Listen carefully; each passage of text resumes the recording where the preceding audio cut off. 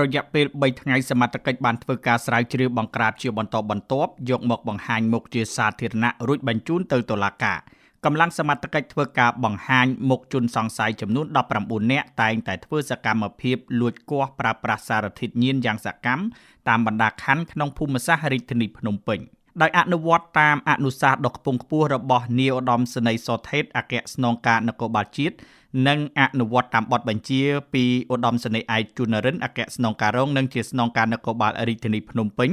និងដឹកនាំដោយលោកឧត្តមសេនីយ៍ត្រីប៊ុនសិដ្ឋាស្នងការរងទទួលផែនការងារនគរបាលព្រហ្មទណ្ឌនិងបញ្ជាដោយផ្ទាល់ពីលោកឧត្តមសេនីយ៍តូលីប៊ុនអេងស្នងការរងទទួលការិយាល័យនគរបាលព្រហ្មទណ្ឌកម្រិតស្រាលនិងអនុវត្តដោយផ្ទាល់ពីលោកវរៈសេនីយ៍ឯកមុំសវននាយការិយាល័យនគរបាលព្រហ្មទណ្ឌកម្រិតស្រាលរាជធានីភ្នំពេញ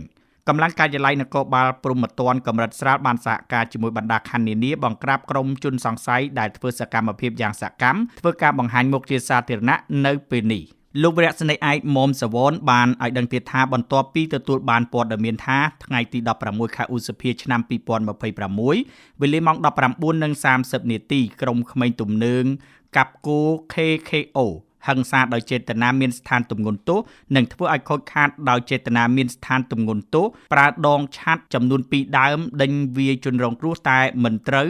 រួចវាយម៉ូតូបណ្ដាលឲ្យរងការខូចខាតទាំងស្រុងប្រព្រឹត្តនៅចំណុចលើផ្លូវឌីប៉ុកភូមិសែនសុខ2សង្កាត់ក្មួយខណ្ឌសែនសុខរាជធានីភ្នំពេញនិងលួចមានស្ថានទម្ងន់ទោសគាស់ទម្លុះទម្លាយទ្វារផ្ទះលួចយករថយន្តម៉ាកHyundai ពណ៌សស៊េរីឆ្នាំ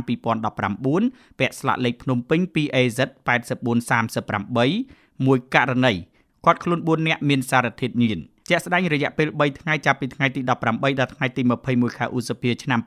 2026នៅតាមបណ្ដាក្នុងរាជធានីភ្នំពេញដូចជាខណ្ឌសែនសុខ2ករណីឃាត់ខ្លួន3នាក់មានសារធាតុញៀន2នាក់ខណ្ឌច្បារអំពៅ1ករណីឃាត់ខ្លួន1នាក់ខណ្ឌទួលគោក1ករណីឃាត់ខ្លួន3នាក់មានសារធាតុញៀននិងខណ្ឌដង្កោ1ករណីឃាត់ខ្លួន3នាក់បច្ចុប្បន្នជនសង្ស័យរួមទាំងវត្ថុតាងត្រូវបានកម្លាំងសមត្ថកិច្ចកសាងសំណុំរឿងបញ្ជូនទៅកាន់តុលាការដើម្បីអនុវត្តតាមនីតិវិធីច្បាប់